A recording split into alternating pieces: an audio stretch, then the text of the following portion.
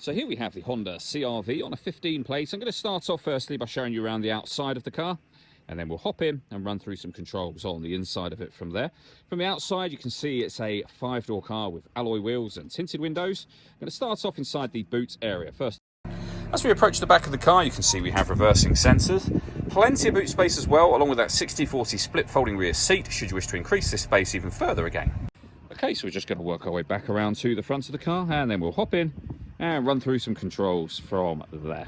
Just briefly before we climb in, I think it's well worth seeing the interior from this exterior point of view. There's plenty to run through on the dashboard, so let's hop in and we'll do that now. Okay, now that we're inside the car, we're going to start with the dials. Over on the left-hand side, first of all, we have the rev counter, we have the speedometer in the centre, and over on the right-hand side, the fuel gauge and coolant temperature gauge. Also in the centre, you can see the total miles for this car. That's 68,185. To the left-hand side of the speedometer, it will show you what gear this car is in. It's an automatic. We are in park at the moment. If we back out to the steering wheel next, we have buttons up here to change the information in our central display. We have our speed limiter over on the right hand side.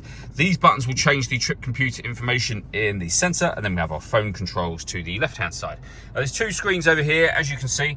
The first of which, you've got your clock, your audio, and your trip computer information essentially in there, and then back around to the clock again. The main stereo is just here. So this is touchscreen. We have, of course, satellite navigation, as you can see, and you can access your sat-nav menu from here. You can also pair your phone from this side. Over on the left-hand side, we can access our audio, and you can see all the different ways you can listen to it, which include Bluetooth audio, auxiliary input, HDMI inputs, lots of different ways to listen to your radio as well there. So, I say, overall, plenty of ways to listen to the music in this car, and we have a full color reversing camera as well.